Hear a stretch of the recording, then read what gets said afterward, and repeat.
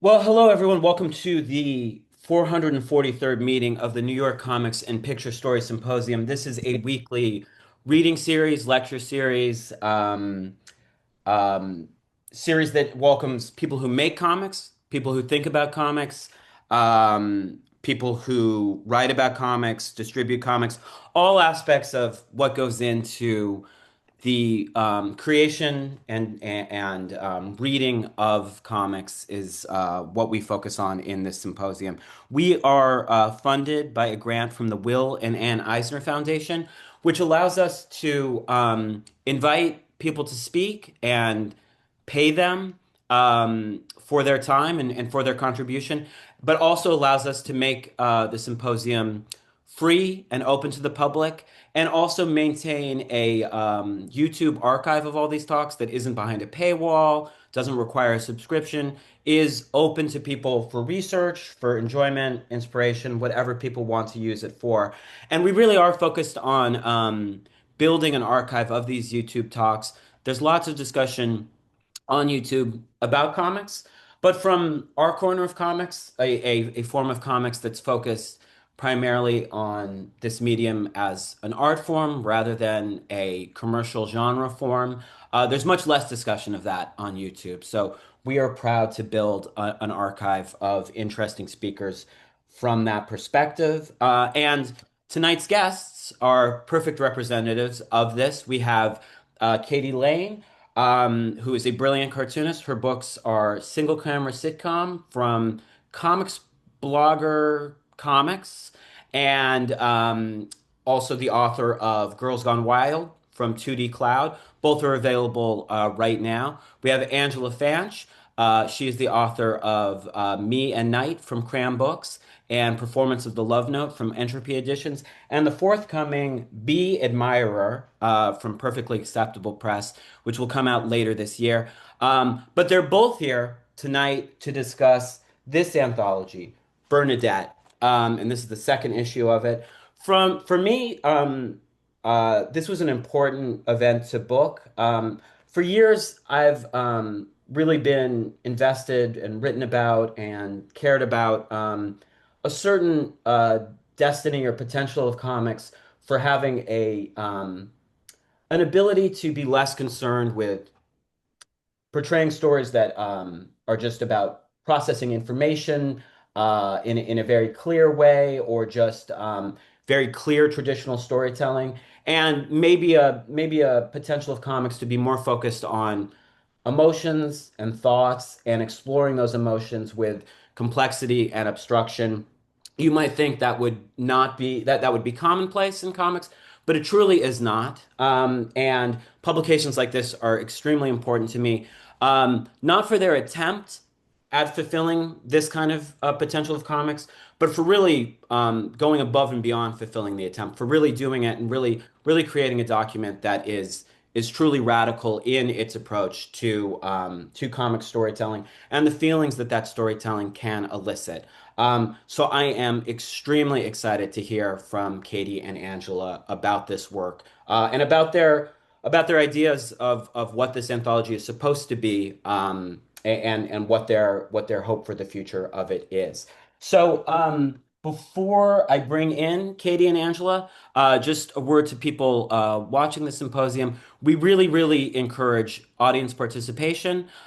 Katie and Angela are going to do a presentation. While that presentation is happening, I really encourage you to, if you want to ask a question, let's say you have a question and it seems confused or you don't know really what you're saying, don't worry about it. Still ask that question.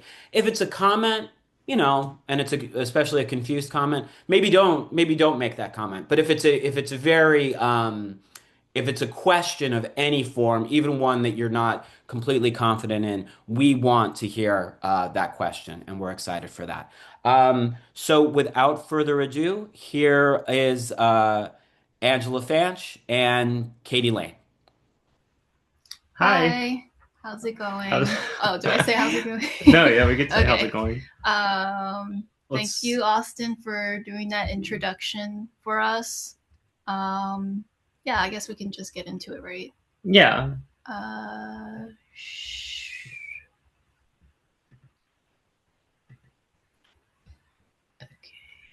All right. You Okay. see it, right? Okay. Yep. Okay. Okay. Cool. So yeah, Bernadette magazine. I guess we should start with how it came. No, just what it is. Oh, what it is. Oh, sorry. What it is. It's a magazine. It's a comics and art magazine. Yeah. The size is 10 by 14. Yeah, it's a large format comic arts magazine or comics and arts magazine that is like a showcase format. So there's a lot of contributors. The first one had 29, and I think the second one had 36. So it's mostly short submissions that illustrate different perspectives from different people. Yeah, you know what I'm saying? Yeah, it's a wide variety of not just comics, but any sort of medium. And it might be related to sequential arts in some form, or it could just be single images, but probably has to do with some sort of narrative. Some are narrative, some are non-narrative. Yeah, that's true. Yeah, I mean, there's also poetry in the second issue, as well as some writing. We had a friend who wrote an article that was in it, so it is like interdisciplinary, I suppose, in that sense that it has a bunch of different perspectives and formats that get brought through the magazine and put into one little package. And there's 2 issues. Yeah. The first one was put out in 2024, and the second one was last year. Yeah. What else is there to say about it? Let's just size, contents. Just talk about how we started doing it. Okay, well, so we have some photos of the some really prototype titles. I think we actually started. So the original co-editors were me, Katie, and then also Juliet and Claire. And Juliet Collette and Claire Gunther. Sorry, yeah. Juliet Collette and Claire Gunther. Thank you. And we hadn't thought about a title yet, and I think we were just, it was going to be called Still Dreaming, Always Blind. And the concept was that it was going to be more of a salon style magazine. So there were like sections where people would put in full page comics or illustrations, and then there would be like smaller complements, or some page would have maybe like half a page would be the illustration, and there would be like a strip running at the bottom, and it was supposed to kind of have a more varied textual layout. Yeah, like not very straightforward, like, okay, these few pages is this artist, these few pages, like how you would normally see, in an anthology type setting. I think we were thinking of like even kind of overlapping certain submissions over each other. Yeah. But that is a lot harder to execute. I think it was like the origin of that also just comes from this like perception of it as like a magazine instead of like a conventional comics anthology, which would be like, historically conventionally like 4 or 5 artists with 10 to 12 page submissions that are like stories, or like just a very tighter group of things. But instead I think we wanted to have this, like a magazine like any other arts magazine would have, like maybe a different, Yeah. Oh, and one thing about Bernadette magazine is that there's usually at least 27 artists so far. I don't know about the next issue, but so yeah, the first issue was 27 artists, and the second one, I always mess this up. 30. I think it's 36. It could be 37. I'm not really sure off the top of my head, but it's 36 or 37. Yeah, I keep forgetting, and I keep recounting, and then I keep forgetting it again. But yeah, so this was like another prototype of like what the cover would be. Obviously, it's more like in a draft format because we never went through with this title or concept. Yeah. But yeah. So the magazine. Yeah, so this is like some samples or some pages from the first two. Yeah, with different. Yeah, so you can, there's kind of, I mean, so far these have mostly been in the first one, and we just mostly ask artists. I'm sorry to interrupt. Can I ask you guys to just pause on these pages just a little bit longer, just so Sure, people yeah. people who haven't seen the work in there, just for them to be able to appreciate it. Okay. Yeah, Yeah, totally. you're right. Okay. But yeah. Well, there's no like theme to the anthology. There's no like overarching idea that we go to people with, or have like in the first iteration of the magazine with Claire and Juliet, we also didn't present a theme to people. We mostly just would just say like the size, and I think we've specified like, because a lot of these people do different art forms or have different artistic practices, so we would tell them like, oh, we want a comic, or like, oh, like this would be better, like we would like an illustration from you or something, but we never like constrain. I guess the submission length constriction is like 4 pages, but I don't think we've actually ever told. We don't actually restrict. Yeah. Yeah. So if any of the artists reached out and it's happened to let us know, oh, I went over 4 pages, it's fine. Yeah. I mean, we have submissions that were like 8 and 6 and. Yeah, I think we're just open to whatever. Yeah. But yeah, I think for the first issue especially, we mostly asked friends or people we knew or either had some sort of relationship with, if not in person, maybe like online. Yeah. Do you have anything? No, not specifically. Yeah.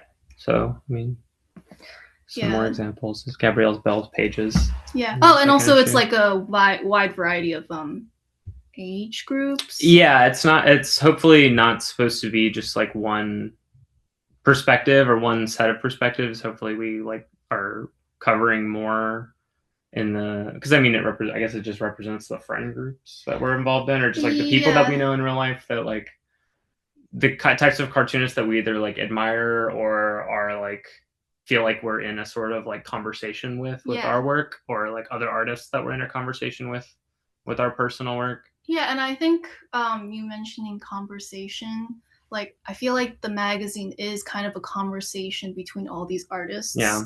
That seemingly maybe on its own have nothing to do with each other, but then when you see them together, it's not rigid or like what am I saying, arbitrarily put together, seeming. Like, yeah, I mean, or they might have different, like really different like stylistic approaches to the way that they render or the way that their practice comes through the work that they make. Like, I mean, Hannah Lee's painting is like not very similar to like something like, you know, like a Mary Moore Dalton comic necessarily, but there is like, I guess we feel like they talk to each other or something, or like there's like an organization of the magazine that, like when we edit the magazine and we put the pages together, we do try to have like a flow or like things that are more similar to each other or kind of closer to each other. Like I remember when we were editing the first issue of the magazine, we got Juliet to print out all of the pages of the magazine, like all of the submissions for the magazine. And then me, Juliet, Claire, and Angela just sat in Angela's apartment and we physically arranged the magazine. We didn't do this with the second one. It's like a way more romantic process. Yeah. But it was like, you know, that way that we could really like feel out like what should go where and what things actually seem to. And we it was kind of ridiculous to request this, but Juliet still was able to. Thank you, Juliet. Thank you to Juliet. In the audience, but I asked her to print it out on 11 by 17 paper. So it was just like nearly 100 sheets of paper spread out all across the floor, just because we needed to see it at size. Because the size of the magazine was important. And some of the, and I think that like, you know, a lot of the submitters or contributors like keep the size in mind, so like they will, or well, ideally they would, but like there's like some of the pieces just really don't work if they're small, so it like kind of did help to have them so big. And I guess the work is kind of disparate in this way that makes it, you do need to put certain things together, or you do need to like kind of organize it, or else it looks totally like kind of whiplashy, because we like, there's a lot of like very serious work, very moody work, very textual work, and then like kind of like very graphic, very silly work that like can be like next to each other. Yeah, and I feel like somehow they still kind of grapple with a very similar idea.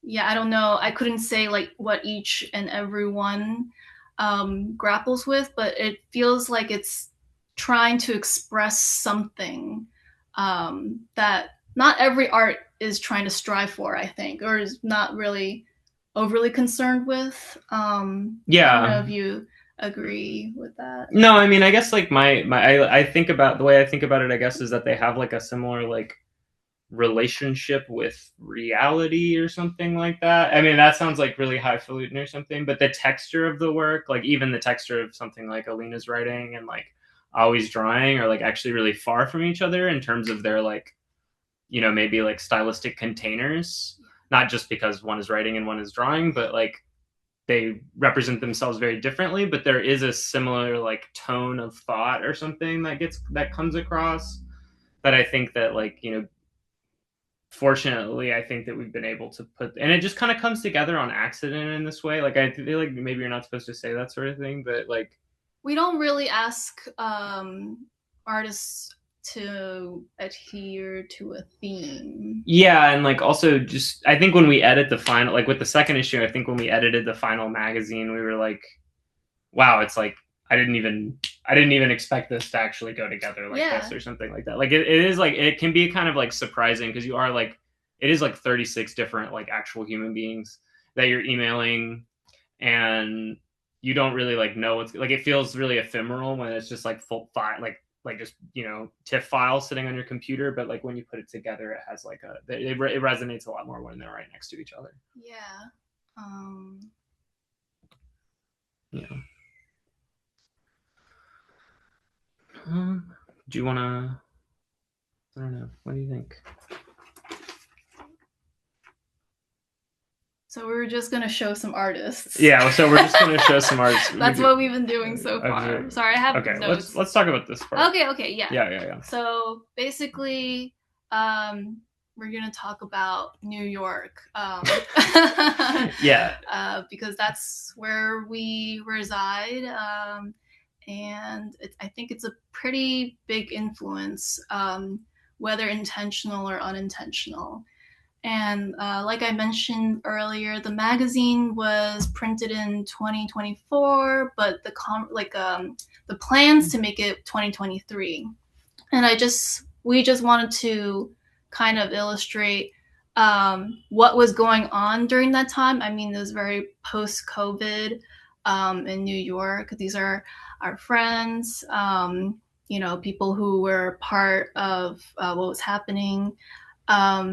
Floyd Tangeman, I feel like he and Austin were editing and publishing a magazine called Jaywalk, which for the first one I was asked to submit to, and then you had a piece in Cowlick. Right? Yeah, I had a piece in the last issue of Cowlick. Yeah, but yeah, it was just kind of an exciting time in 2020.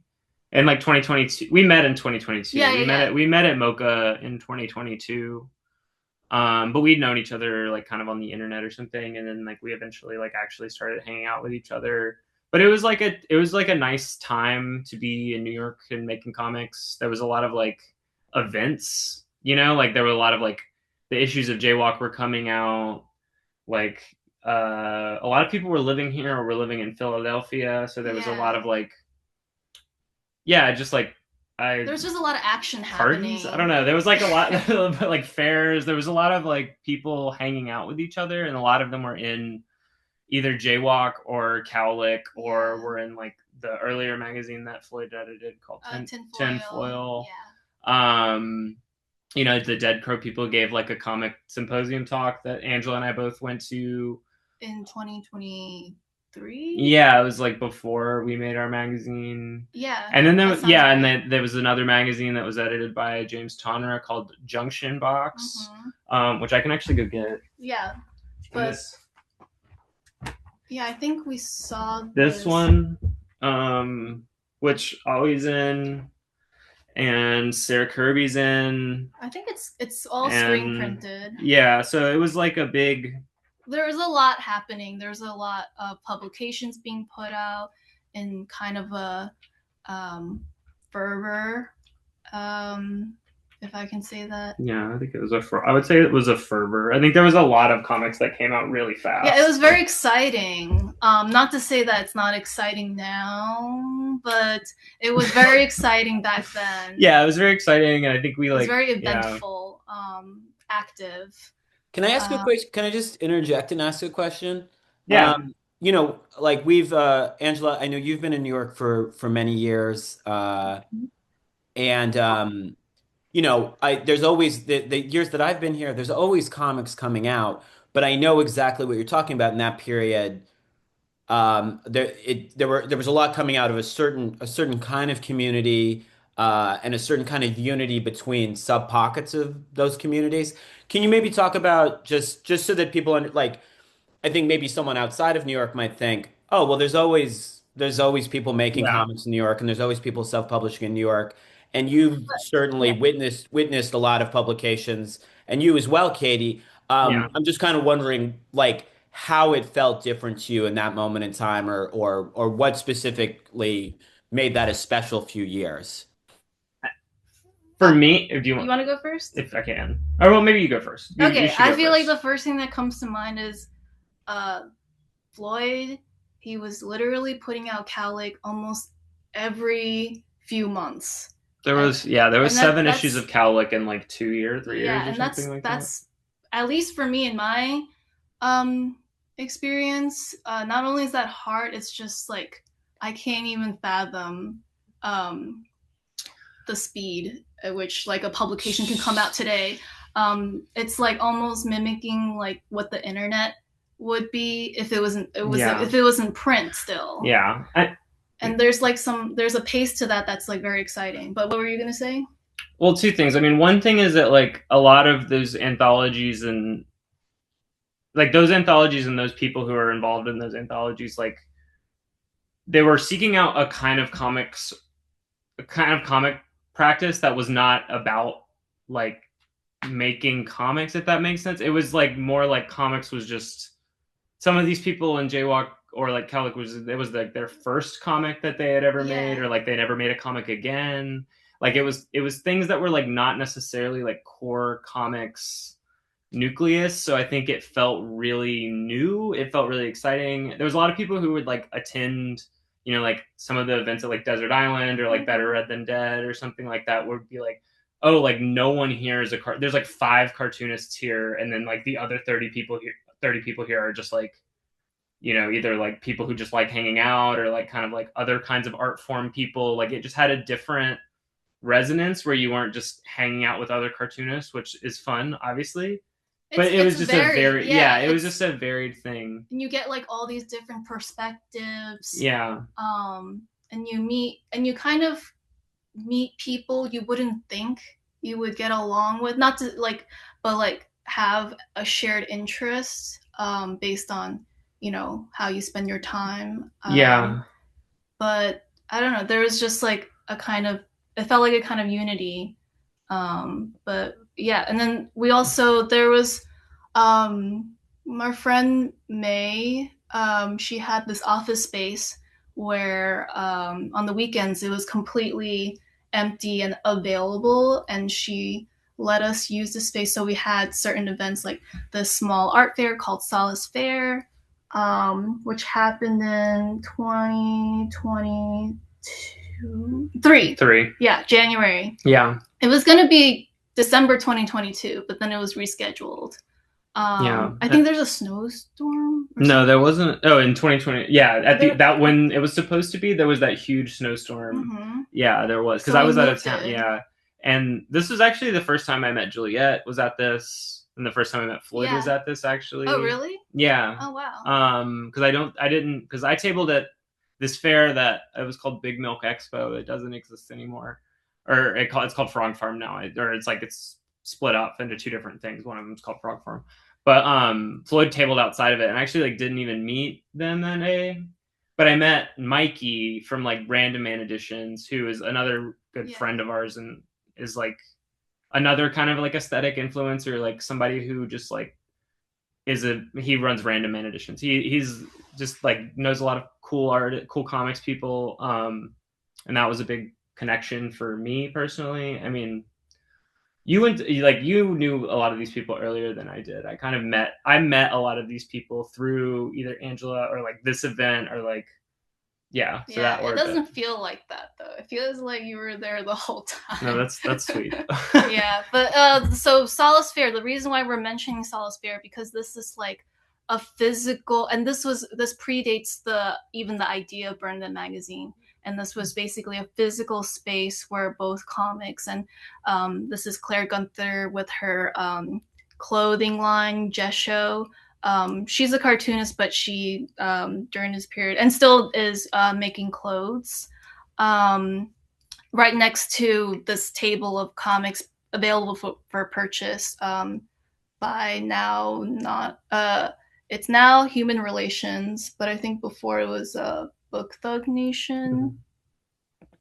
And then in the evening after the fest, we hosted readings, who read on Earl on the flyer I showed earlier. Juliet read, Sarah read, Sarah Kirby, Max read, Max Burlingame. You read. I did read, yes. Yeah, and then I don't know. And then Matthew Thurber. Matthew Thurber's movie. Yes, I'm gonna make Masons. Sure. There's poetry reading as well. Yeah, Liza read.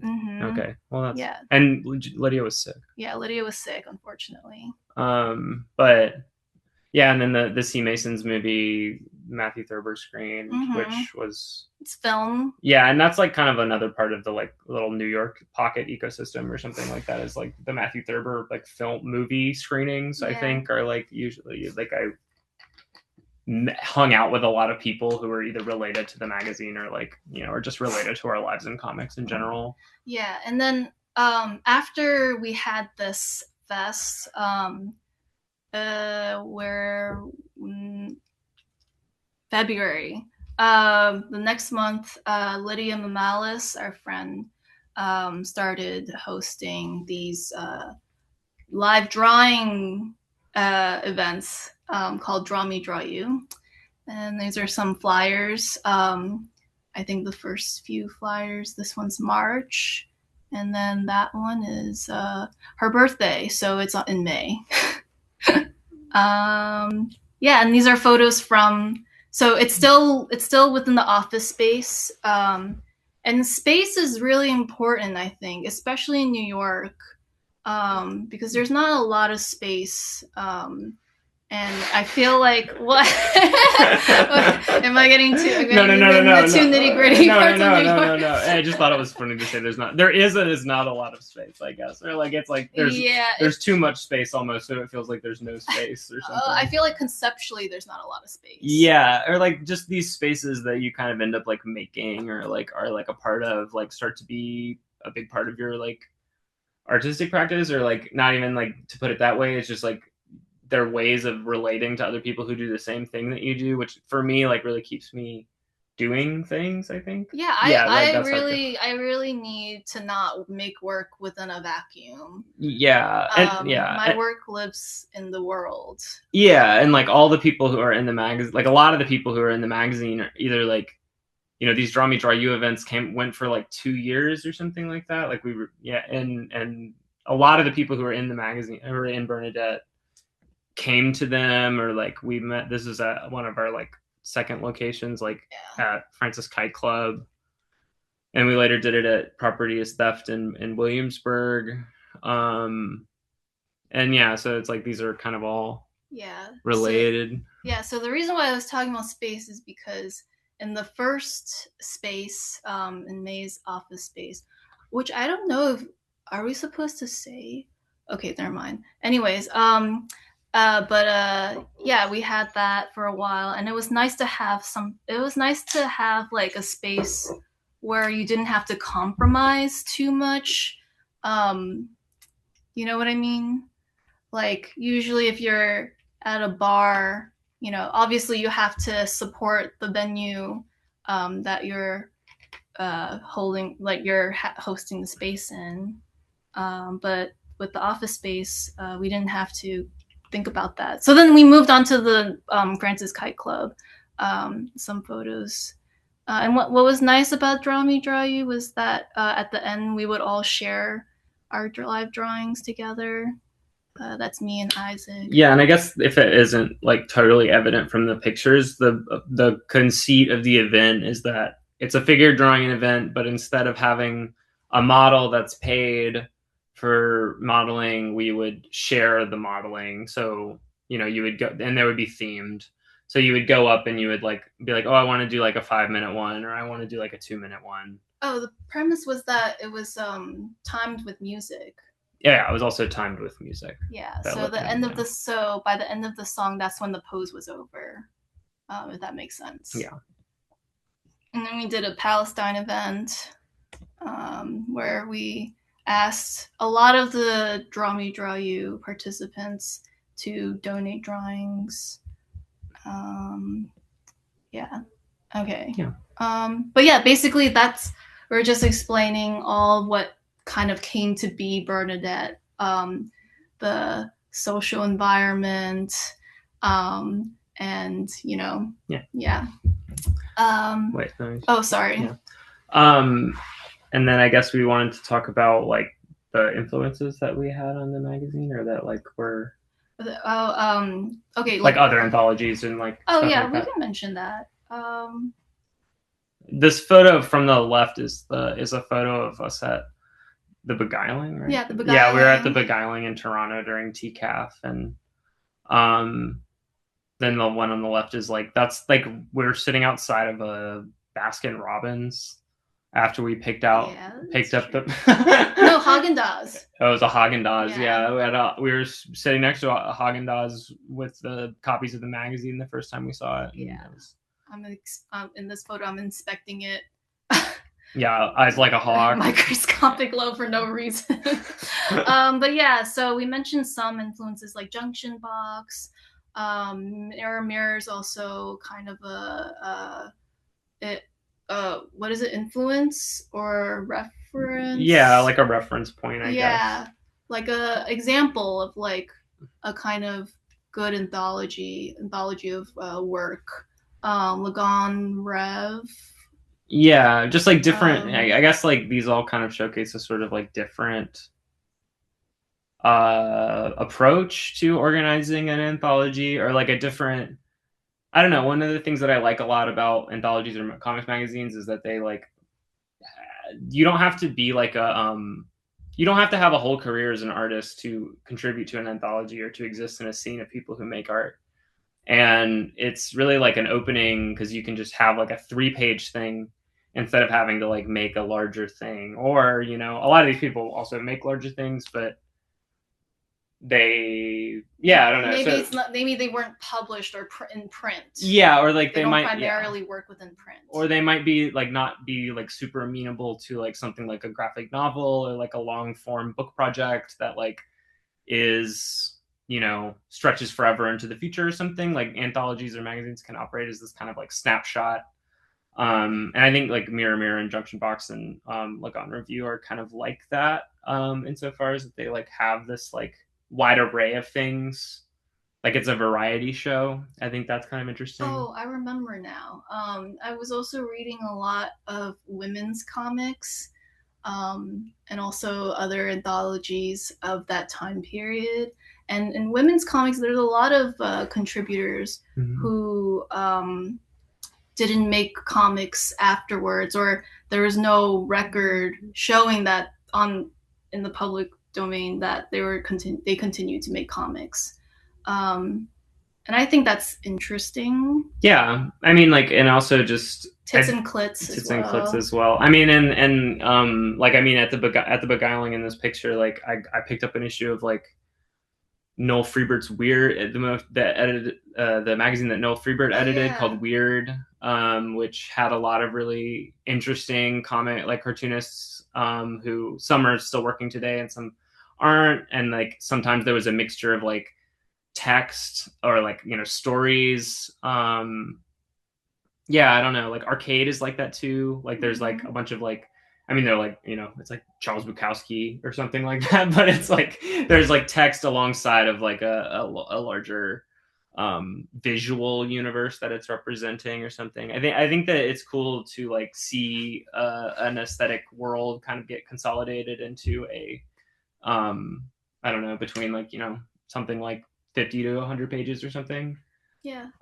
Yeah. Another reason I like anthologies is because I might know one artist in anthology and I'll pick it up because I am aware and probably am a fan of one specific artist. And then from there, I could be introduced to a whole bunch of other artists I didn't know about.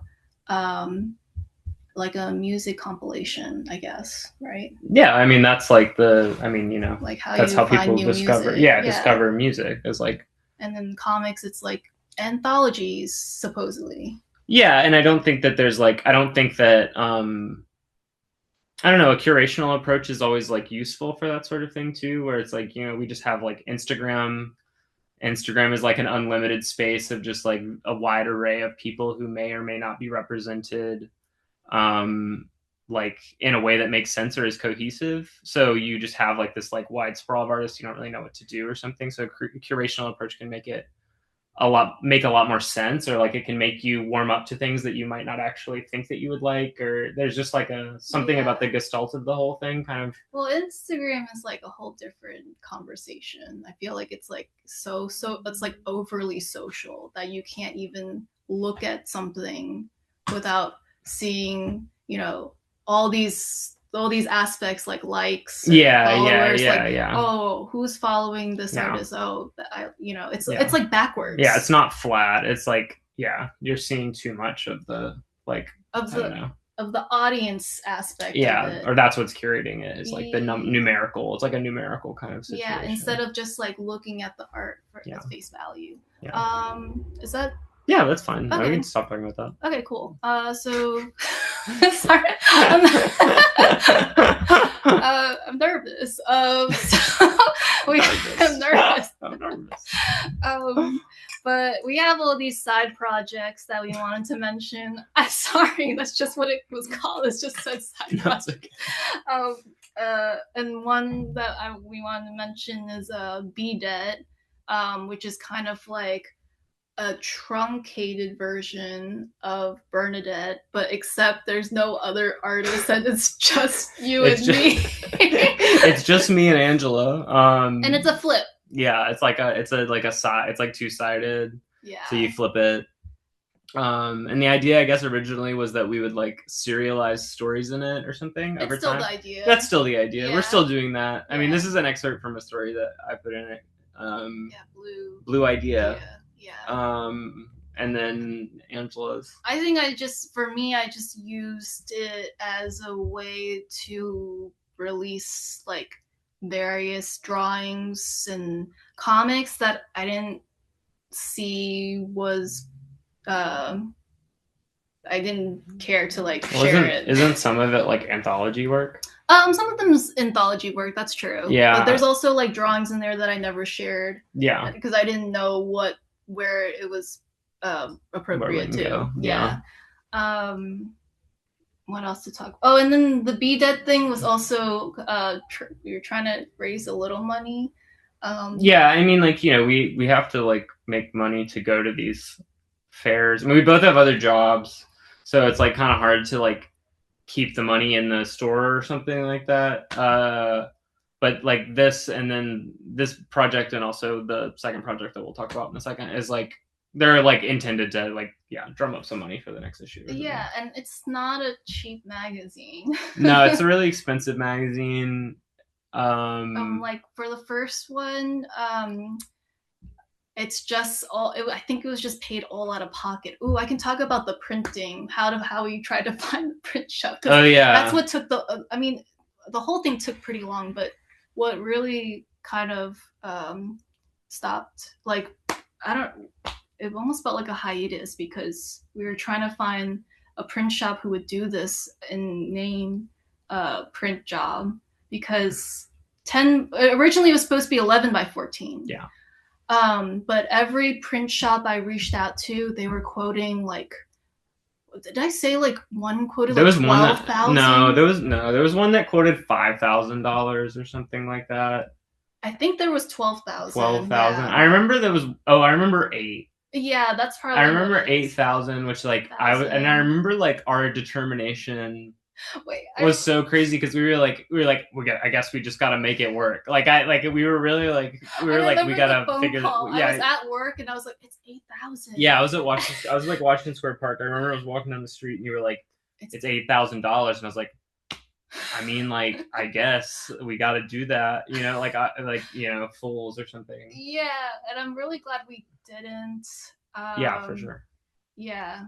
But we were so ready to throw down that much money. I think one other print shop said 12,000, but I feel like it was really like it was a self-destructive amount of money that we were thinking about with that. But eventually we had to compromise a little bit, just a little bit though. I mean, it's just like 1 inch. Yeah, 10 by 13 instead of 11 by 13. 1 inch. But like, yeah, it's like a weird print job because like no other printers will really do it. But we found this one printer.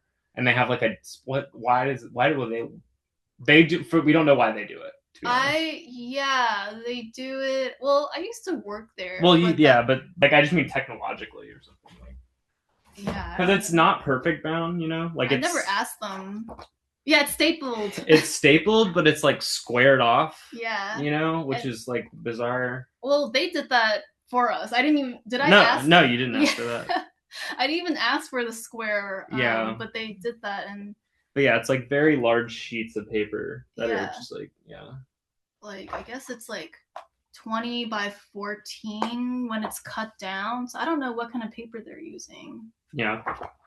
I'm scared to even ask them because I'm scared like they'll realize. They're gonna be watching this right now. Oh no, they're not. They're definitely not gonna be watching. I'm just kidding. Yeah, but anyways. Yeah, so this is another event that we did to try to fundraise. This was before the magazine was printed. Yes, this was like our fundraiser event for the magazine. That was at a place called Sunview Luncheonette. Our friend Cy Lammer is involved with them. They're like a collective. They don't exist at the current space, but they exist at a different space now called Sunview Acropolis. But they very generously let us use the space, which is like this old Polish diner.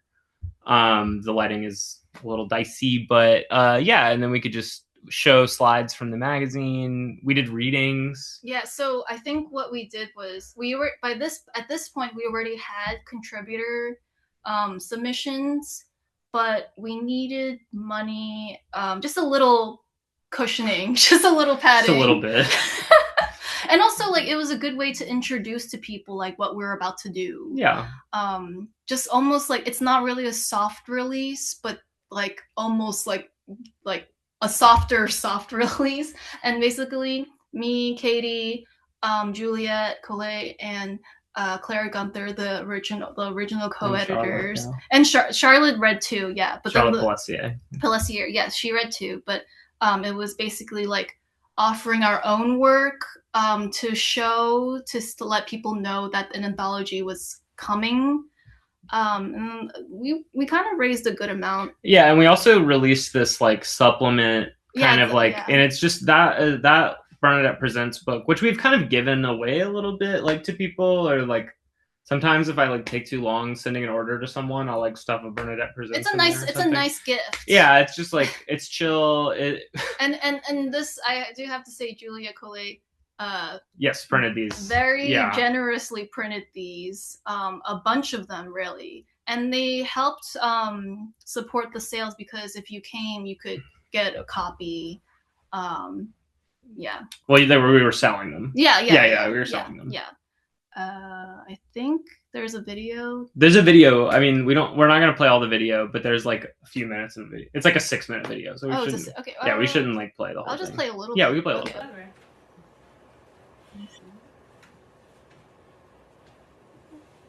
So this is Juliet. Have you tried opium, kitty cat? Sometimes. And quit it with the cat nonsense. Ah! Oh my god! This is hot. Darling, we are saving ourselves for marriage, remember? Hee hee. Oh yeah, the sodomy continues. Okay, so yeah, all fun. And then this isn't really a side project. It's it's like pretty much the main project, yeah. But it felt like one, just because I don't really have I don't know if I ever hosted anything. I guess Solace Fair. We hosted the Bernadette Presents thing too. Yeah. But yeah, whatever. Anyways, all of these were new. Yeah, we did all these launches. We did like some launch events. So this is the one at Print and Matter. Yeah, this one was This is for the first issue, 2024. It was in July, I think. Did it say July? Yep. Okay. These are photos, and it was really nice because we cold emailed Print and Matter. I mean, Claire had a relationship with Craig, like a working relationship. I don't know what their relationship was actually, but they knew each other, and I think he was a fan of her comics. So it was kind of helpful to have that kind of thing, so that when we reached out to him, he was kind of open to let us use Print and Matter to release the book. Yeah. But not only that, it was just nice that, like, I think so many people came, because I didn't expect so many people. Yeah, no, I had no idea. I mean, I felt like it was like it could have been empty. Yeah, I mean, like, because the Bernadette Presents thing is like more casual, and like a lot of them were like friends or friends of friends. Yeah. But this one, this one's more of like a wider. Yeah, there were people there I didn't even know. Yeah, and people there who just stumbled upon. Yeah. Just walked in and was like, "Oh, what's going on here?" This is Gabrielle Bell reading her comic. So we did readings as part of the release, and then the second one in October of 2025 last year. It's Ellen Addison reading. Yeah, and Lydia Mamalis reading. Tanoshima, Ali Erico. Yeah. And another release show that happened in Philly for the first one. Yeah. And Sally Madden did a really nice interview / Q&A situation that I thought was really. I think it's nice. It felt good. I think it's like, I think I want to say, like, it's important to me to preface that, like, this kind of idea has, like, I had no real experience of like doing something like this, like where it's involved with so many people and like the large size, and like trying to explain what Bernadette magazine is and was, because it had never existed before. Yeah. Like, it went from an idea to an actual, and like into an actual thing. And I don't know. Yeah. I don't know what I'm trying to say. No, I mean, I think it's also like I didn't know that we could do that. Yeah. Basically, it's like there was something really fulfilling and rewarding about like putting out this magazine and like people actually really like caring about it, or people getting really into it, and then getting to do all these events was like. Yeah, and I think at the time I was feeling. I mean, I know we were talking about like how lively it was in New York, but sometimes when you're drawing, at least for me when I'm drawing, it can feel kind of insular or isolating, and like not being able to see, like, for example, I mentioned earlier in the Bernadette comic, I printed some stuff that I didn't think was could be printed anywhere. I don't know, but like I don't know, but like this is like a mental thing, and then to see like work that I like and enjoy, and then so many people having a positive response towards it. You don't really get to have the opportunity to have that in person space of sharing an interest like that. I don't know if that makes sense. No, of course it makes sense. I mean, I also think about it like, yeah, like I'm so critical about my comics that I make, and it can be really frustrating to make those comics. But this sort of thing is just like, it's not that it's all fun. It's just that like I just comes from a place of like admiration or something. Like all the artists that are in the magazine, like I really just admire them, and I think that they're really like beautiful. They make very beautiful things, and we get to be kind of like in charge of putting out a version of it or something. And it just feels like kind of just nice. Like it feels good. It doesn't feel like complicated. I don't feel like weird shame around, like with my own work. It's like sometimes I'll be like, oh, I feel like kind of ashamed of putting this out, or like I don't know if I really wanna. Well, self-publishing is brutal. Self-publishing is brutal. But this anthology was also pretty brutal in a different way. Yeah. Because it's just logistical. Like it's like so much of work. The work of it is just logistical work. Like you're just like, I have to email this person. I have to check these submissions. I have to, you know what I mean? Like there's just very less like, curational tasks that aren't really that creative or something. The creative part is just putting the magazine together at the end. Okay, I think I was trying to say like sometimes like when you're alone and you start like over time you acquire all the things you like, and then you don't even know who else likes this. Yeah. Also, for sure. Like you kind of start to feel like alone, like, oh, I'm the only one who likes this. So obviously it's not true, but you can just kind of get a little bit narrow-minded about it. I don't know, like, but it was nice to see so many people. It's like a very like I don't know, I guess social. It's nice to have so many people connected through this. But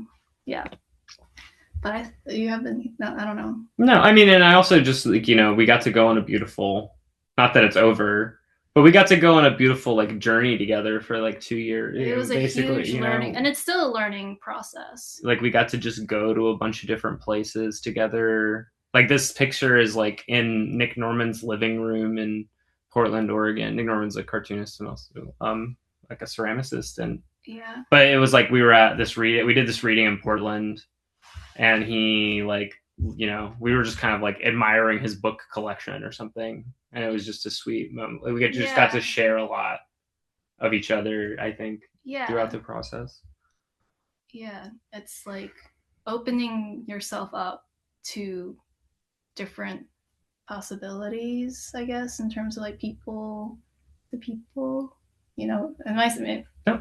I mean, to people, to experience. Like, I don't know. For me, it's like the traveling was so. It was like such an intense but like good thing or something. The traveling is hard. I'm a really bad traveler. Yeah, I'm not a great traveler either. Like, I think we kind of both are frustrated the whole time. Well, yeah, I don't know. There's peaks and valleys. Yeah, for sure. Highs and lows. Highs and lows. Yeah, but I think, we could open it up to. Yeah, I would do Q&A. Sounds fine. Yeah. Well, thank you so much. That was a beautiful presentation, and also I think like a good record of a certain moment in history. The cartooning history of the city that we all live in. And so I'm really glad that that's available for people. There's some great audience questions already. I kind of just wanted to ask you two. I'm going to maybe list. There's the contributors in both issues of this magazine. It would be impossible for me to ask questions about every single contributor whose work I find really beautiful. But I jotted down 4 or 5 names that maybe I can ask you how you first encountered their work, what you thought of it, and these are people in the anthology whose work I really, really value amidst a sea of people that make beautiful work. So can I first ask you how you first came in contact with Aoi Lee's work? Oh, yeah. Ali went to Parsons, and I went to Parsons, but there was no overlap at all, I think. Yeah, they were in school well after I graduated.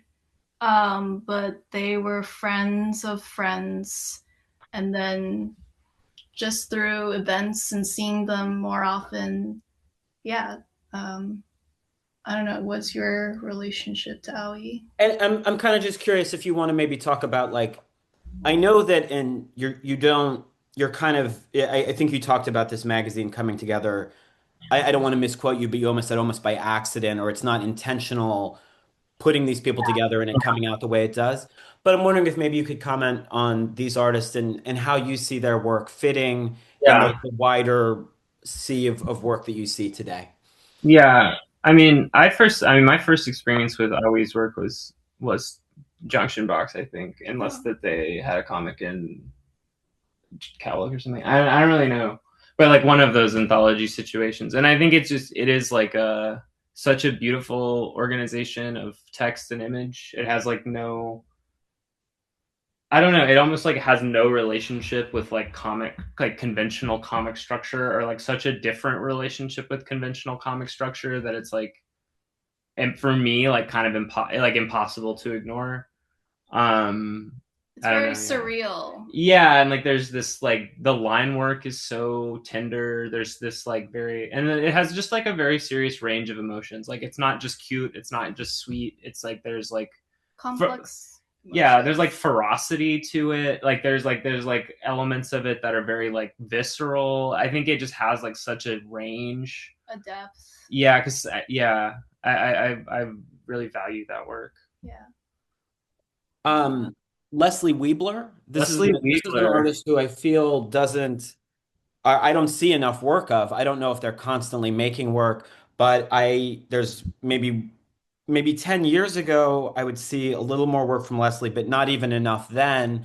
And so I'm wondering, I was just so grateful to see. And I thought what they did for this issue is really, really, really, really special. So I'm wondering how you encountered their work. I saw Leslie's work in, I think, one of the Sonatina anthologies. You can correct me if I'm wrong, if they're not in one of those. But in one of the Sonatina anthologies, Leslie has an amazing piece. I don't know, like something to do with Dionysus or something. And I remember reading that, or like Cupid. I don't remember. It's like a Greek thing. And then I remember contacting Leslie through, I think I got Stephen Hayes to give me Leslie's email. And they're friends. Yeah, they're friends. Yeah. And I kind of cold emailed Leslie and was like, hey, would you be interested in doing something for the magazine? And she said yes and seemed excited. I don't know like if they create much work actually. Or like at least don't publish very often. And I felt really lucky that they wanted to be involved. Yeah. But yeah, I had no idea what they were gonna give me actually. Yeah. Because I don't think that work doesn't exactly look like it's different. The older work, but I love what they submitted. Yeah, it makes sense as work by them, but you're right. It feels different. How about Susan Kaplan? Susan Kaplan. Yeah. Why are you laughing? Because she's so great. Because I love her. Well, you're doing a comic with her face. Yeah. Susan was generous enough to let me use her likeness for the second issue of Girls Gone Wild. So I am very like grateful to Susan. But I don't know. Where did you first meet Susan? I met her through Draw Me Draw You. Yeah. Like she was just coming to Draw Me Draw You like almost every single one of them once we moved to the bar location. Mm-hmm. And then it's just downhill from there. Uphill. Oh, I'm sorry. No, just kidding. No, downhill. You're right. Right? Yeah, because faster. Accelerate. Yep. Uphill is like harder to do. Yeah, that's true. Easy sailing. Easy sailing. But no, yeah, Susan was at a Draw Me Draw You. I remember she sat next to me and was very asking me a lot of questions, which I was found really sweet because like sometimes you don't like have conversations with people in space. Like you'll go to a space and like you're just like talking. You're there to talk to your friends basically. But she was just like. She's very personable. She's very personable. Yeah, and she's really like open. very open and makes you feel good talking to her. But before that, I think I saw her work in Desert Island because I think she had. I don't remember what the first book she published was, but I remember Gabe showing it to me or something like that and saying like, "Do you like this person? Like, do you know this person? Like, they're amazing. Like, she's amazing."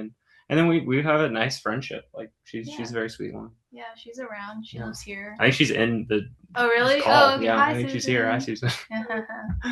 Yeah, it's interesting because like finding an artist mostly through an event that you guys set up, Draw Me, Draw You, and having people finding out, you know, these people exist in the city as artists, but coming into the community of comics, you know, you have this event that allows you to become aware of people like that. Do you see Bernadette as having some kind of role like that as well, that it's out and hopefully it'll draw people in that might make work in other ways, but seeing this makes them involved in potentially considering comics. They might come from a kind of thought about art where they're like, I make drawings, I make narratives, but you know, my conception of comics has nothing to do with what I do. But through the things that you guys are founding and getting out there, bringing people from different traditions into this medium. Is that something that you think about, or does it just happen and it's not necessarily forefront in your mind?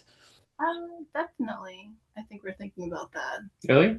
Wait, what is the question? Like, do we? No, I mean, you could. I think we might just have a different answer. Okay. Like, I mean, I don't think about it. Like, in terms of like, do you think that Bernadette would like introduce someone to the idea of drawing comics or something like that if they come from another art I form? thought the question was something. I thought the question. That's what I took Austin's question. I thought the question was: is it intentional that artists are not working in comics and then bring a variety of comics and non-comics together? But I feel like that wasn't the question. The question you're answering, like, is it trying to persuade people or something? I think we had a conversation that was similar to this when we were planning what we were going to say for the talk, and I think that what I said was like, or maybe you remember, but I remember saying something like, I think it puts comics alongside other art forms as an art form. Yeah. And so it's like, this is just an art practice like other art practices or art practices. Yeah. So it kind of like, I don't know, for me, it's partially about like comics is not just existing in capital C comics world, but can also just relate to other forms of art making that might not consider themselves like, might not consider comics to be in like kinship with them. Because comics can be in this part of like commercial culture or like like, I don't know, nerd culture or commercial culture or something. There's like an offshoot of comics that doesn't necessarily interact with that stuff as much, that might have more to say to like someone who writes poetry or someone who like is a painter or something like that, versus like, I don't know, speaking to I don't know, like movies and animation or something. Yeah. Like, I wouldn't be opposed to printing like film stills in the magazine. Yeah, that's beautiful. Yeah, stuff like that. Is that the question? Yeah, totally. What I'm going to do two more. Phoebe Mall's work. Yeah, we met her in person in Portland, but their collective Spec. Yes, I'm sorry. They reached out to us to read at their local comics reading. Do you remember the name of their? Awake Time Stories. Awake Time Stories, yes. Thank you. Yeah. You're the best. Awake Time Stories. And then maybe you were familiar. I think I was aware, like vaguely aware of that happening. Maybe you were too. I knew Phoebe's work a little bit before we did that. Yeah. But Molly Hero, who's in the magazine, and Ree, who we asked, but we didn't end up getting something in the magazine, which is a shame. But they're all really sweet people, and they invited us to do this reading in Portland. And Molly and Ree really took us. They drove us. They literally drove us. They drove us from Short Run to Portland, and we just had this like drive. You know, like getting to know each other. Yeah, and it was just a sweet time. Like me and Angela were like looking out at this scenery or something like that, and I remember them being like, "Why are you guys so dumbfounded by this like sunrise or something?" Northwest. Yeah, we were like, yeah, I had never been to the Pacific Northwest before. Like, I grew up in New York. Yeah, I didn't know it was like that over there. Yeah, but they were all, and Phoebe was there, and and then I don't know. Yeah, and obviously, I guess like now it's the internet, so everyone's vaguely aware of each other. But it's never, at least for me, maybe I'm like old and I don't do that, but like knowing someone online doesn't really stick in my brain too much as like meeting someone in person, unless like there's just copious amounts of conversations happening, but then that's like a whole different thing. I mean, I get a little bit like, I don't know, I like online. I get a little online. I'm more of an online person or something, or I have like a more of an online history, which like makes it more real to me or something. But like it is so much more real when you like go to someone's home city or something like that, and they like show you their scene, and you're like, oh, this is interesting. Yeah, like it's nice to know like where this work lives. Yeah. But anyways, I think that we went off tangent. So yeah, Phoebe Mole, part of Spec. Yeah. It's interesting you saying that, everybody's aware of these artists because of the internet. And I know exactly what you mean, but I think what's kind of fascinating about this anthology in general is that comics culture in the large, the artists that are in here, you value them a lot. A lot of these artists, I know their solo publications and have followed everything they do. But comics in the large, I think, is highly unaware of most of the people in here, which is not a mark against them. In fact, I think what I see is that maybe 20 years ago, there'd be an anthology of people that most people were unaware of, and their work would be obviously formative, But what I see from work by people that are just emerging or people that I hadn't heard of before in this anthology, they're working at a very mature, it's like the intention behind it is not connected to maybe the worldwide knowledge of what people are doing, which I wonder if you think about that. I mean, I could say someone like this artist, this is the last one I was going to bring up, M. Frank. I've just started to hear about their work, but when I look at it, it seems like the work of a very mature, committed artist rather than someone testing the waters with what they're doing. Yeah, M. Frank. She lives in Philly. How do I know about M. Frank? Well, I remember now.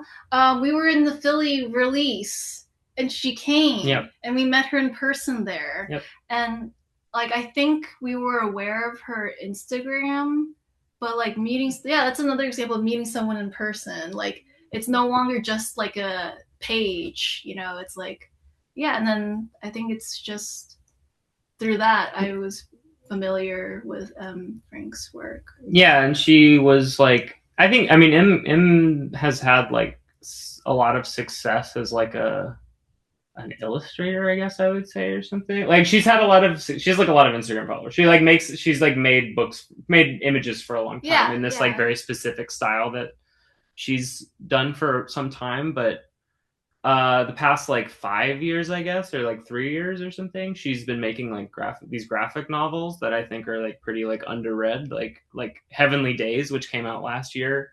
I think she's also like approaching with a different style. Than previous work. Yeah, Heavenly Days definitely looks different than I Never Found You, which has a different style to it. Which we liked. Or I remember us both reading that book and then like texting each other about it. Right? Yeah, Dark Garbage. Yeah. But yeah, we met him in person. I think that was like how we got exposed to her work. Yeah. There's a couple of. Did you want to keep saying something, Angela? There's a couple of great audience questions. I'll start with these. If you do have a question and you're in the audience, definitely ask now so that we can get you online. So Sybil Self asks, do you want to eventually suggest a theme or unifying concept beyond the shape of the contributors' relationships? Do you feel something being born as you make these? Do you want to increase the amount of contributors/friends who make comics significantly? Maybe I could ask you these one at a time. No. Oh, you got it no, all? You got it? Okay. Okay. Yeah. Good. One at a time. Yeah. One at a No, time. I meant I'd break each because there's like 3 very rich questions here. Yeah, I could give them. I could. Do you want me to read the Yeah. individual questions one at a time? Okay. Yeah. Do you want to eventually suggest a theme or unifying concept beyond the shape of the contributors' relationships? No. We've had ideas about this, but ultimately no. Yeah. I think we always flirt with it and then say no. Yeah. Because it's just like I want to keep things open. Yeah, but yeah. I think when we're selecting the contributors, it's not a theme we have in mind, but there is like a, you know what we were saying about the third one? A vibe? Oh, yeah. So we have like these like kind of like secret. we have like a secret about but yeah. Yeah, like background stuff, I guess. Yeah. But just basically, like, I think if I could like frame it, like we're just aware and like considering how things can come off and like what we're trying to achieve and what we're trying not to achieve. And I think we're definitely like considering these factors, but without actually demanding that from the contributors or I don't know, openly I don't know, or demanding that from the reader. Yeah, you know, because sometimes you'll like look at a comics anthology and it'll be like love anthology or something like that, which is cool. It's fine. Yeah, like I mean, and I've loved stuff like that before. Or like, you know, identity themed anthologies like gay comics, or like Tits and Clits or something like that, where it's like, comics. Yeah, they're organized around a certain, you know, perspective of the world. But all that, for me, a lot of what we do thematically is created in submission. Like, so we're like, who we ask is how we curate a theme. Yeah, basically. And then we're also not like going into it thinking of one word. It's not like we're taking one word theme, going through a list of people we think would be suitable for one word, and then it's just, I don't know how to explain the process. I feel like it's kind of vague and difficult to explain. Vibe. I don't know. It's not really vibe also, and it's not really aesthetic qualities. Yeah, I guess we could move on to the next one. Do you feel something being born as you make these? Yeah. Yeah, for sure. It's like a baby. Yeah, it's like a baby. Yeah. It's like you have like your issue, and then you have like you know, your like your events, which are like kind of a microcosm, because the people who are in the magazine come to the event. You know, people not that people who aren't in the magazine don't come to the event, but it's like, you know, it kind of curates like the hangout feels different. I feel like definitely our friendship was altered when we had this. For sure, yeah. In a natural way. Yeah, I mean, it's like, I think it's deeper, and it's also, you know, it's just different. It's like having a baby. I don't know. Yeah. And we have to like take care of this thing now. You know, it just like exists now, so I guess we have to keep making it happen. Yeah. So that it stays alive. I think the goal is like once every year. Yeah, see how long we can do that. Yeah. Do you want to increase the amount of contributors significantly? I see. We talk about this. Yeah, we go back and forth about this. I mean, like, I think that the idea is that the next one will have a shorter contributor list. That's what I think Angela wants. Okay. No, I wanted to. No. I'm just messing with you. No, I want less contributors for the next one because the amount of people, it's a lot of people. It was a huge jump from 27 to, I guess, 37. Yeah, and also, another thing that happened in the contributor list is that we got a lot of people. Like, the first one has 2 international submissions, and I think that the second one has like 6 or 7 or something like that, and that makes it like significantly harder, actually, because we have to send copies and postage is very expensive, which sounds like a very small amount of money, but it's like not a very small amount of money to us. Well, but also like the first issue, like the contributors who were overseas were our, closer friends. So yeah, we would see them, like either they are visiting New York, or you're visiting them. So there wasn't like a rush or like a sense of like duty that was so pressing. Not that I don't care about my friends, but it's just like they would be cool. Yeah, it's like but yeah, and then also it's just like more people. Well, I mean, we pay in contributor copies. Yeah. Because we don't have enough money. We don't have money to just pay for submissions. All the money goes to production. And all the money goes to the production. So it's like, and we never make money. Like, I feel like we definitely didn't make money on the first one. And like, no, I don't think the second one.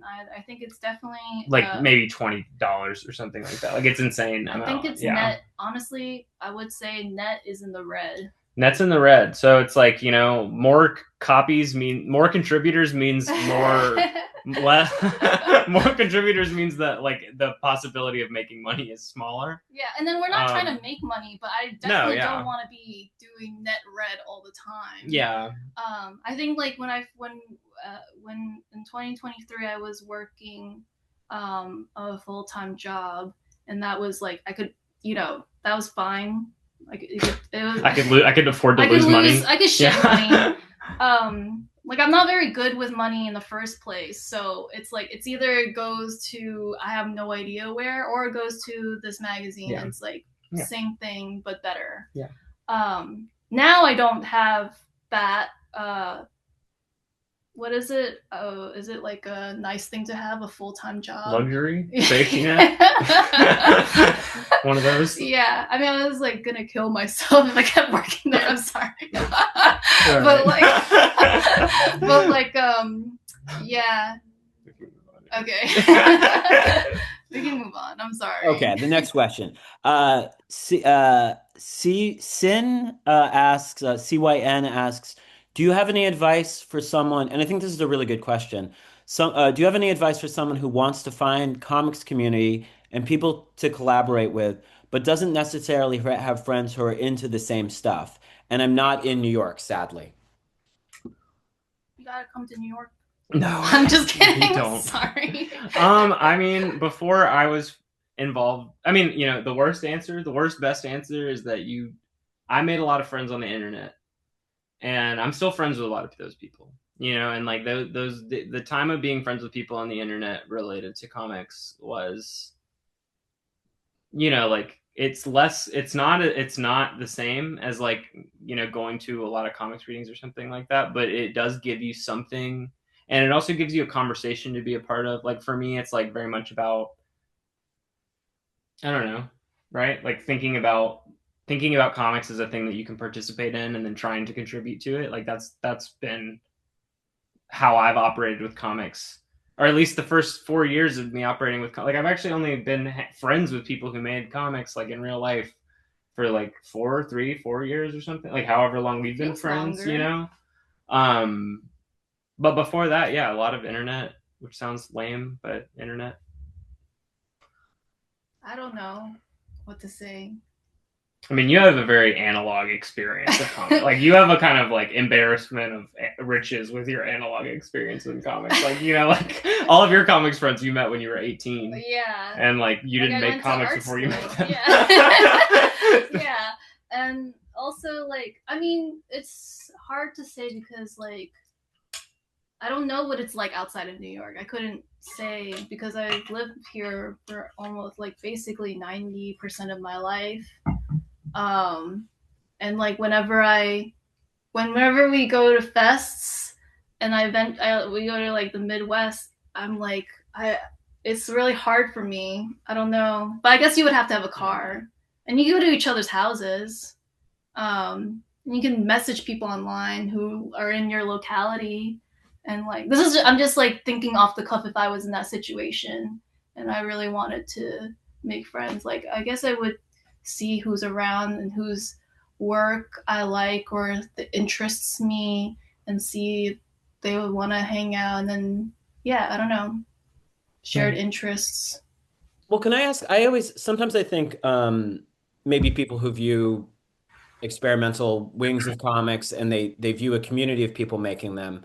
And if they have a criticism of that scene of people, they might say, I've heard this from time to time, oh, these people are just working with their friends. And what I always think is that people become friends in these circles of comics through art first. They see people's work in publications that they're interested in and reach out in some kind of way or find each other in real life based on the work. I'm wondering if you think of the community. I wonder, A, how essential you think community is to your own work or to creating something like this. I mean, you could edit an anthology and not necessarily be, kind of in response to what this person asking a question is saying.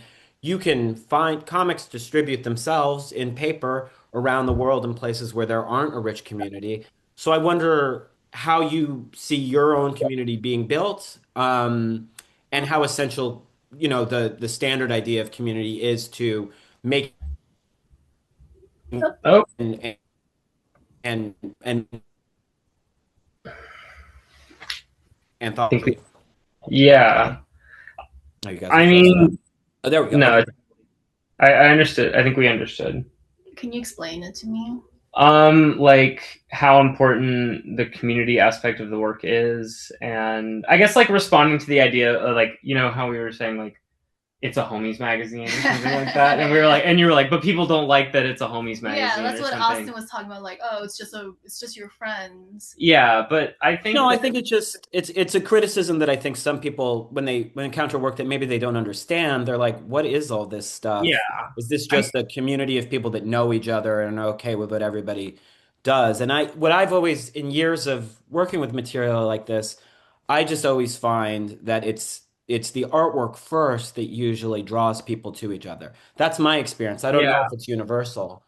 I mean, I don't know. I'm going to talk about this directly in my relationship with Angela, maybe, which is that I think my work has gotten so much better by being friends with her and by being friends with the people that we're friends with. And I think that part of that journey is that, like you say, like, oh, these people are all just friends with each other. It's like, yeah, like that's actually maybe more important than the work or something like that. It's more important to me. Like my friends are more important to me than the comics I make, right? Or is that silly to say or something like that? I think like the comics we make and the friends can't be separated. Yeah, it's like it only makes sense. But I think that that's art in general, though. Like, I don't think that that's just limited to comics. Personally, it's like I guess like I mean, also after meeting Katie, I feel like I've been pushed to make better work too, and I guess maybe that's what you're trying to say about community.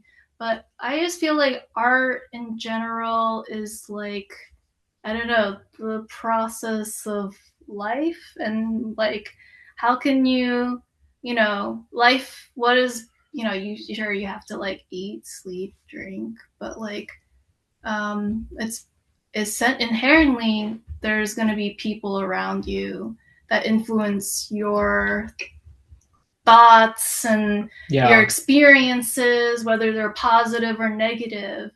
And,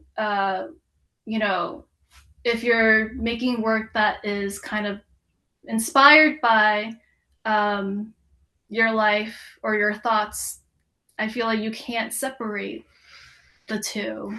Yeah, and like another thing adding on to that, I think is like when I think about who reads my comic books, I think about my friends. Like I know my friends will read. Like there's like kind of this like there's at least a minor social pressure that they would like or they would want to. Like in the best case, it's like they're excited and they want to. And so I think about like I don't know. For example, like my friend Liza, who's in the magazine. Like I think about Liza reading my comic and what they would think about it, and then or like I think about and then that is like also influenced by like my other friends who make different kinds of work that aren't just comics. Like like I think about when I think about comics, I don't just think about comics. I think about like Franny and Alex's like music or something like that. It's like there's like different interpenetrations that have more to do with Yeah, and then I think like kind of simplifying something into we call it a homies magazine, kind of like disregards the fact that I don't know, like there's not I feel like that's like the misunderstanding or like conflating inside jokes, insular, you know what I'm saying, inside jokes versus like just a, you know, understand, like just an expression of life. And like I feel like the reason why the homies magazine sometimes just like, oh, it's just like it's only for these specific people, and uh it's very exclusive. But Bernadette magazine, I feel like isn't, at least I hope not, isn't supposed to be like that. It's supposed to be, I guess some people might consider it inaccessible, but I feel like it's accessible.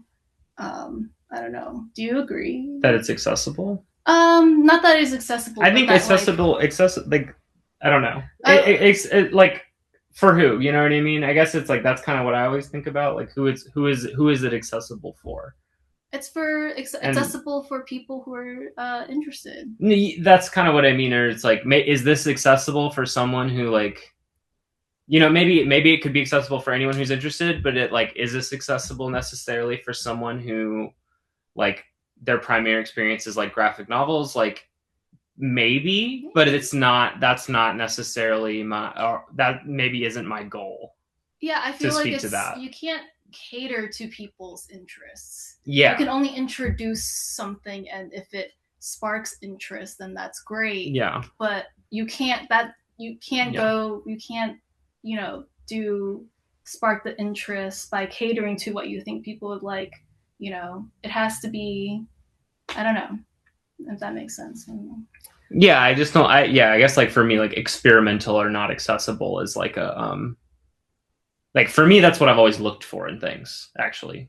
And so it's like, that's not alienating to me in a way that I think it's maybe. Yeah, I guess like I have this kind of experience of some type when I was younger, like being introduced to so much comics and art and being like, wow, where was this? Like, I really wish I'd seen this earlier. Like, it just like connects with me. And like, maybe I had no idea what I'm looking at, or like no idea like what any context or anything, but it just like resonates. And I guess I like that experience, and I don't know. But anyways, yeah, we can move on. That's a good answer. I'm going to ask Alon Shapiro Bivas' question. Can you say a little bit about your art education / academia influence on the projects? I went to art school, so I know how to use Photoshop and InDesign. And I also used to work at a print shop, 2 print shops, so I know a thing or two about print production. Is that the question? Yeah, but also just like maybe like your background as like an artist or something. Maybe like your background is art. Like what about art? Maybe I don't know. Maybe what about art school helped or didn't help or something. I don't know. Well, Angela, you had a community of cartoonists that you were a part of while you were at Parsons, and a lot of them are in this magazine. Yeah, that's true. Okay, sorry. Yeah. I sometimes don't know how to answer a question. You're doing great.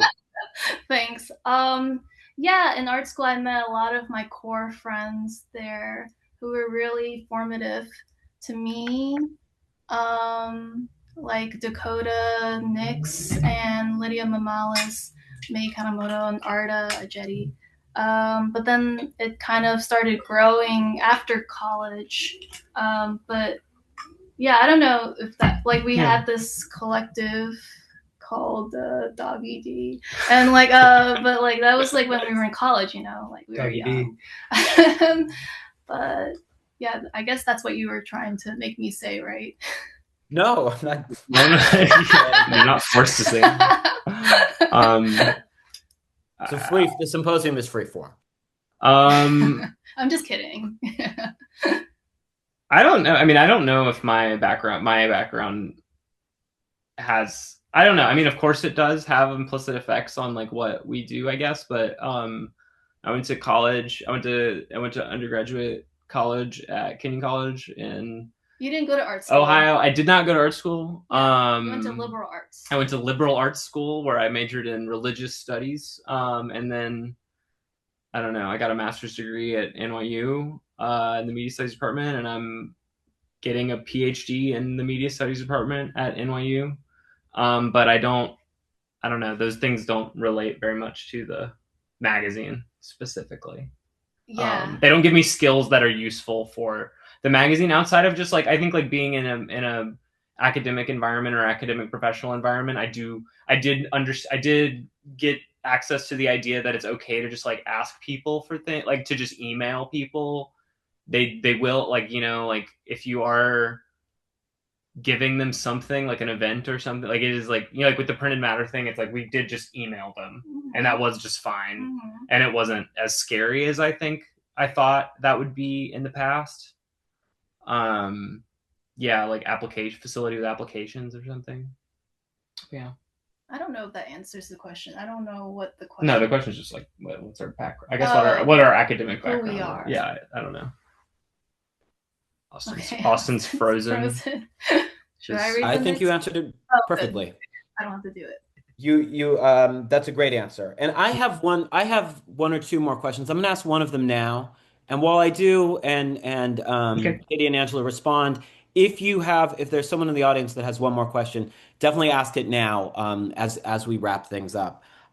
Katie, in the beginning, you were talking a bit about, you said this phrase about, I can't recall it exactly, but it was very intriguing about what you see the aesthetics or mission of the magazine as, and you were talking about an idea of the reality of the work in it. You used that phrase. I was wondering if you could define that a little bit more, if you remember what you were saying. It was Yeah, I don't know. I mean, like that's just kind of one of those, like, I don't know. It's kind of like just a quasi poetic thing to say. But like I think that there is like a texture to the work that is there's a certain reality that's available to certain people in the work. Like I would talking about like Alina's work specifically, who is a playwright in New York City. And her work is amazing because it has this like perspective about reality that's kind of like a representation of interiority through speech, that as it like experiences the external world, and it kind of changes tracks and is very referential. And it like, that experience of reality, I think, is not dissimilar from something like Angela's comics, where there are all kinds of different mixed sign landscapes. Like there's like people, and then, you know, it's shifting different ground into a space, or there might not be a space. It might be a flat representation. It might like be a cityscape. Like I think the transfer between different perspectives on what it's like to experience the actual capital R world, I think, are represented in the magazine, or at least that's what I'm interested in the magazine, like what it feels like to be that person. I think sometimes that's what we represent in the art, maybe not self-consciously or self-consciously, but that's what I look for, I guess. And maybe that's what I was saying. I don't know. I can ask one more question, and maybe this is a leading question, but when people encounter an anthology like this, maybe some people who feel that they know, like, care a lot about comics and are immersed in comics, there's definitely a potential that they'll look through this and go, I don't, this work is very strange, or I don't understand these stories. From my perspective, I look at this work, and the images and narratives aren't abstract. The images are recognizable, and the actions are recognizable. But I know that for a lot of people, this kind of work is outside of what they experience as day-to-day comics. So I imagine, and just from knowing you guys a little, I imagine that your feeling is not to repel people with work like this, and that you believe in it as understandable human expression. I wonder what you think about comics, as how comics as a medium expresses itself, and how you feel about maybe a response to this work, the confusion coming from people who might love comics in a different corner of comics, or a more commercial version of comics, how you might respond to that, or if maybe it's not relevant to you at all. What? What do you think? Oh, sorry. Because it is a very pointed, like the work in here is, even though you're curating from all over the country, all different age groups, and you're not giving a theme, and you're not taking in submissions and giving notes and saying redo this to our specifications. You're very, I mean, maybe you are, I don't know, but No. you're very open to what people are doing. So I wonder. Yeah, I guess I'm just trying to draw you out more to like what your aesthetic of comics making is, and Mm. it's very near and dear to me, but I can imagine it being very very outside of what people perceive as maybe in our community it's very much the center of what comics tradition is, but for others it might be very far away from that. And I wonder if you just have any thoughts on that. Oh yeah, okay, I understand what you're saying now. Yeah, I don't think Bernadette magazine is supposed to be exclusive. I think that it's, in my opinion, approachable.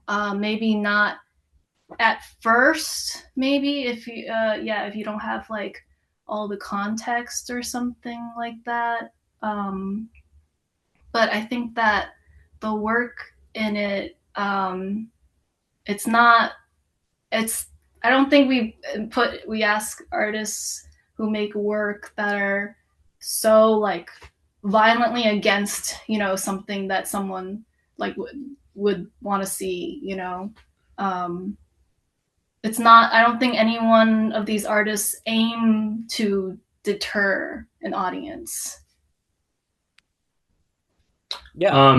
I think. I think that's important to say, actually. Yeah. I mean, I think there is a feeling sometimes. I just know, in teaching classes, sometimes I'll bring in certain material, and the reaction from students who are really open to the work is often, "Well, I can't, even though I understand what these images are and what's happening in an individual panel, I don't. This there must be some agenda here to intentionally make this work difficult or confusing." And I think you saying that Yeah. that's not that's I think that's never really the artist that you're interested in. That's hardly ever their intention. It's more organic expression. That's how I see it. So I appreciate that response.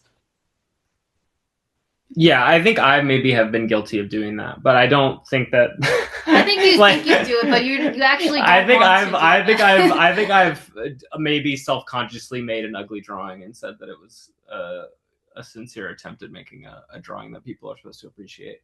But I think that in the comics, like the curation. No, I mean, like my comment in Bernadette too is a kind of an offensive looking comic to me or something like that. That I like think about it that way.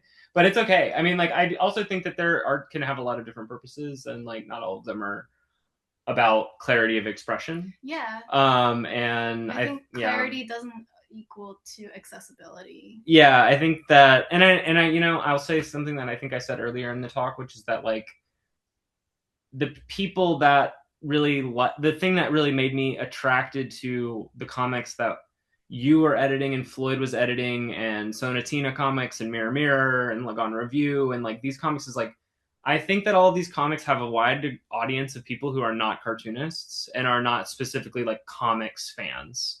Like they might have some comics in their house and they might have some appreciation for certain comics, but it's not, I think that there's a very specific way of being a comics fan in American comics that has a lot to do with a certain swath of publishing houses. And I think it might not necessarily speak to that person. I would love it if they gave it a shot, but that's also not who, I don't know. I mean, I think that we maybe feel slightly different about this, but that's not who I'm interested in reading the magazine. I'm more interested in like, I guess like people that I know in my real life who don't make comics to be interested in it. Like that's more my interest, I guess. Yeah, I think like we have overlapping opinions. Like I feel like what you're saying is like kind of what I'm saying, which is that like the accessibility, that like it's not, I don't think it's supposed to be pandering to like one specific mentality, and that like it opens itself up to a wide range of people who are not just comic artists, but that's all included. And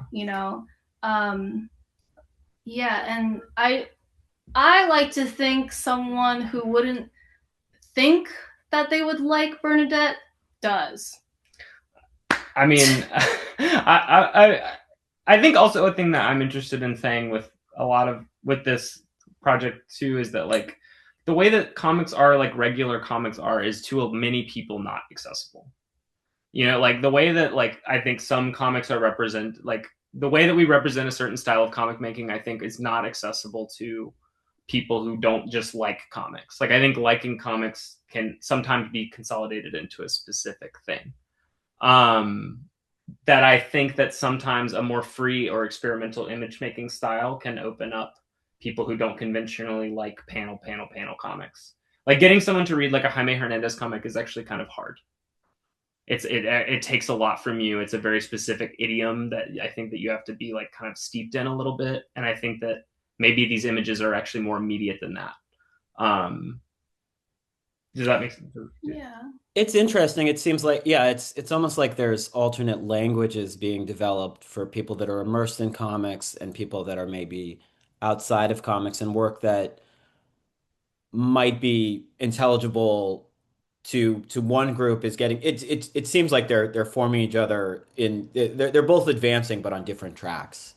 Yeah. So there's one here. This is a good question to maybe tie things up with. Alon asks, first, is the book all in black and white, and also are orders shipping already? The book has already come out, but maybe you can talk about um, how people can get the work and order the work if they don't have it already. And then I'll ask one follow-up question to that. Okay. The book's not in black and white. The first one is not in black and white. The first one we actually only showed examples that were in black and white. Unfortunately, Oops. no, that's okay. But the first one, Hannah Lee. oh yeah, Hannah Lee. So Yeah. that's not black and white. But the first one's in color. The first one's in color, and then we saw how much black and white there was in the first one, which I like. I work in black and white, so then the second one we made it all black and white. Yeah, it's colorful. But the second one is in black and white, and the third one we're hoping to do color. The third one will be in color. Yeah, we'll be in color. Yeah, yeah, and then where you can buy it like on Katie's store and my shop, but then we also distribute. What's the URL for these, just so that people in the chat can see, and we can also mention it on the video. Oh. What's yours? Just my website. What is it? Oh, AngelaFanche.org. That's it? Yeah, I think so. Okay, and then so I just sent the links there. In the chat. Meeting chat. In the meeting chat. But yeah, we're selling stuff. I feel like the best way to get it is through a or like a shop that you see is selling it. Obviously, direct is better. Yeah, we prefer it direct. Sorry. But you can buy it on Domino Books. Yeah. If you're thinking of getting one, you should get it from Angela and Katie, though. I just sold out of volume 2 today, so I need to get more. Oh, cool. Yeah. But can you tell us a little bit as we say goodbye? Can you tell us? You're mentioning that the third one will be in color. Will it be full color? Mm-hmm. Yeah. Okay, that's exciting. When we can't say no. When can people expect it coming out? And are there some contributors you can tell us about that you're excited about? We haven't asked anyone, so we can't say. Mm-hmm. But we want it to come out in August. Yeah. We want it to come out in August. That's exciting. Yeah. We'll see if we get. It's gonna come out in August. And Katie, you have a series coming out from 2D Cloud called Girls Gone Wild. The first issue has come out. The first issue came out last year in June, and I think that optimistically the issue will come out in June again. It might come out earlier and it might come out later. I'm not really sure, but it is around this summer. This summer, the second issue is going to come out. Oh, okay. We're going to be at Pie. Oh yeah, and we're going to be at if you're a Pittsburgh person, we're going to be at Pittsburgh Indie Expo. Yes. Yes. Which day? And Angela, there's going to be a release party for Be Admirer in. There's no date so far. Okay. And I haven't really. Oh, it's okay. Okay. Yeah, soon. Yeah, soon. Oh, see you in Okay. Pittsburgh, Cameron. Yay! Yeah. Well, thank you, Angela and Katie. This was great, and thanks to everyone who asked questions, and thanks to you guys for making this presentation and taking the time. And it was wonderful. Thank you so And much. Thank you for asking us to talk. Yeah, these mean a lot to me, so it's important. It feels good to be. Well, I'm honored. I'm honored that you guys did one. And next week, we have Carol Tyler on Tuesday. Um, I'll be doing an interview with her. Frozen up at the moment, but now you're back. So bye, Katie and Angela. Thank you so much. And thanks to everyone in the audience. And we'll see you next week. Bye. Bye. Bye to people who are, I know, in the audience. Yeah, thank you. Thank you. Bye.